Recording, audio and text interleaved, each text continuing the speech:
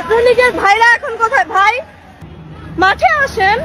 গণভবনের সামনে মাঠে এসে ছাত্রলীগের ভাইদেরকে ডাকাডাকি করছেন বৈষম্য বিরোধী ছাত্র আন্দোলনের অন্যতম সাহসী নেত্রী তাবাসসুম মিম বলে আপনারা সকলেই হয়তো চেনেন।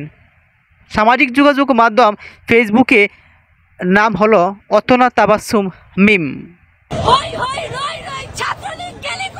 ভিডিওর তথ্যচিত্রে আপনারা শুনেছেন হই হই রই রই ছাত্রলীগ গেলে কই, এমন একটি স্লোগানে রাজপথ কাঁপিয়ে রেখেছিল এই বর্তমান সময়ের তরুণ প্রজন্মের বৈষম্য বিরোধী ছাত্র আন্দোলনের নেত্রী তাবাসসুম মিম। সামাজিক যোগাযোগ মাধ্যমে বেশ অ্যাক্টিভ থাকায় ফ্যান ফলোয়ারও বেড়ে গিয়েছে।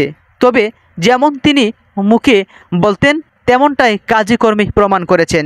ভিডিওর তথ্যচিত্রে দেখা যাচ্ছে আরেক বাইকের সঙ্গে নিয়ে তিনি এভাবেই রাজপথে ছিলেন।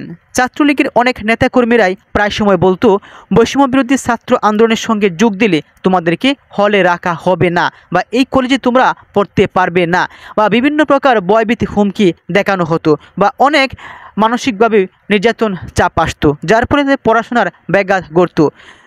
এখানে দেখা যাচ্ছে তারা গণভবন পরিষ্কার করছেন, কারণ সব কিছুর পরও দেশটা আমাদের। ছাত্ররাই দেখিয়ে দিচ্ছে কিভাবে ট্রাফিক পুলিশের দায়িত্ব পালন করতে হয় 1 টাকা ঘুষ ছাড়া।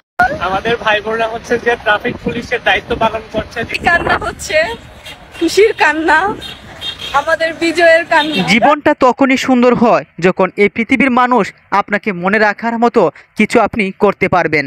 এমন জীবন করিবে গঠন, মরণে হাসবে তুমি, কাঁদবে ভুবন।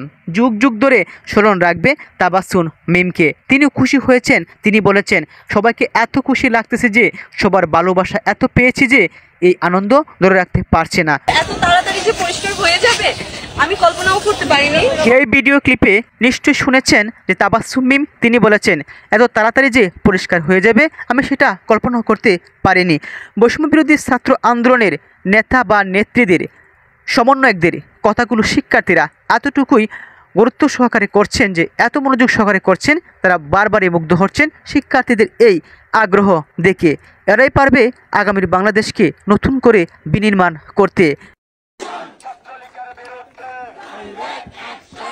গত 5ই আগস্ট বাংলাদেশ সহ গোটা বিশ্বের ইতিহাসে আরেকটি স্মরণীয় দিন, যেখানে দীর্ঘ 14টি বছর 15টি বছর অন্যান্য রাজনৈতিক দলগুলো প্রধানমন্ত্রী শেখ হাসিনার সঙ্গে কখনো বিজয় হতে পারেননি, জয় সুনিশ্চিত করতে পারেননি। সেখানে ছাত্র জনতা অকুতোভয় সাহসিকতার পরিচয় দিয়েছে, শুধুমাত্র রাজপথে থেকে নয়, ঐতিহাসিক একটা বিজয় এনেও দিয়েছেন।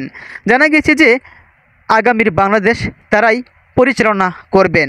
ট্রাফিক পুলিশ থেকে শুরু করে গোটা দেশ সংস্কারের কাজ তাদের হাতে ছেড়ে দিলে সকলের সহযোগিতাও তারা চাইবেন।